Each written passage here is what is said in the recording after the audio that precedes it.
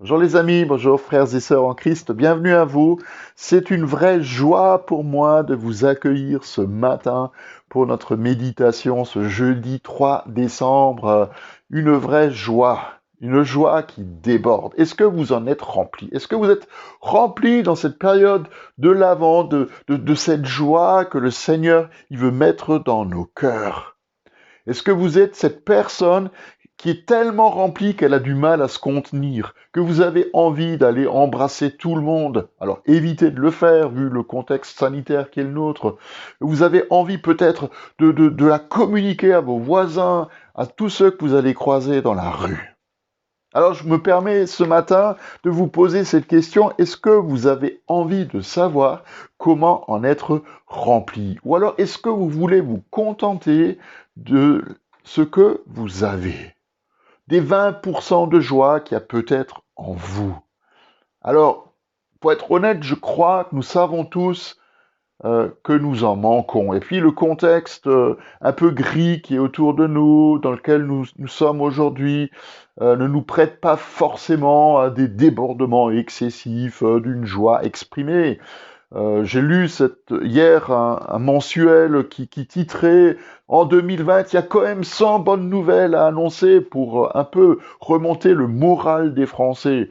Et parmi ces 100 bonnes nouvelles, alors il y en a plein qui sont pas forcément très intéressantes pour nous parce qu'elles ne nous concernent pas.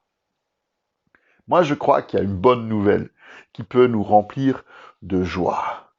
Et même si je sais que le temps de l'Avent peut être difficile pour certains, il y a des motifs de joie, des motifs de reconnaissance pour une raison, c'est que le Seigneur vient. Le Seigneur vient.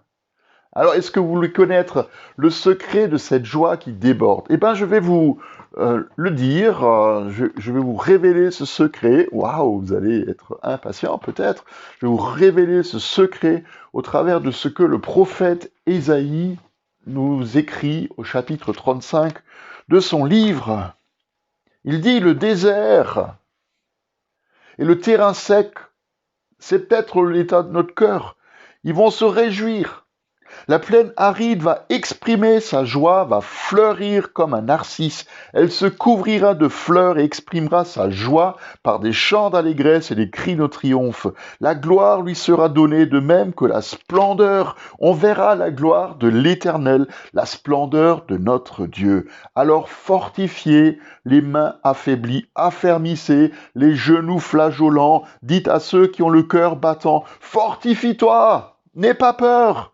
Voici votre Dieu, et viendra la vengeance, la rémunération, la récompense de Dieu, il viendra lui-même pour vous sauver. Et ça, c'est un message extraordinaire. Si tu veux savoir, frère, ma sœur, comment être rempli de joie, il faut que tu ailles au désert.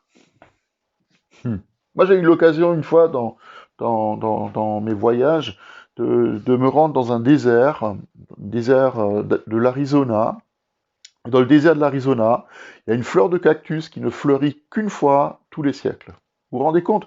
Une fois tous les siècles, mais quand cette fleur, elle sort d'un endroit qui est parmi les plus arides de la Terre, et elle sort de terre et elle commence à fleurir, c'est une vision absolument extraordinaire.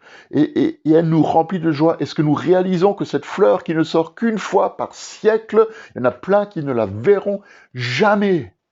Mais le prophète Ésaïe, il nous dit que si nous allons au désert et que nous allons y rencontrer notre Dieu, il y a quelque chose qui s'appelle la réjouissance qui va venir. Quand nous rencontrons notre Dieu, le désert peut être transformé en plaine verdoyante. Et ça, c'est peut-être radical, mais c'est juste la vérité.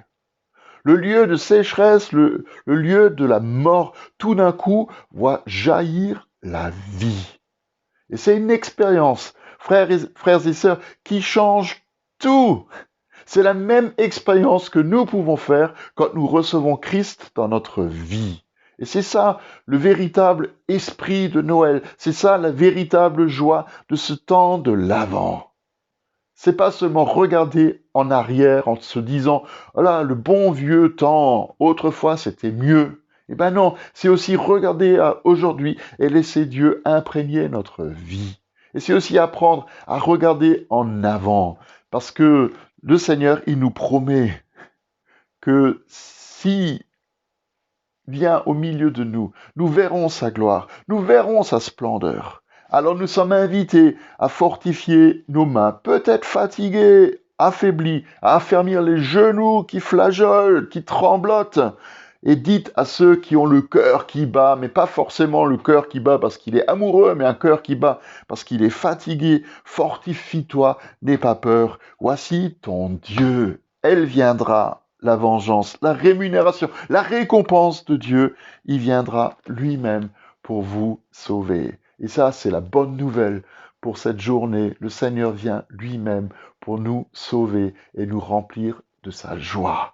Et demain, nous allons continuer à méditer ce texte au travers aussi de l'accomplissement de cette prophétie d'Ésaïe par la venue de Jésus. Je vous souhaite une journée pleine de joie, remplie de joie, et que la paix du Seigneur vous accompagne partout où vous irez. À demain.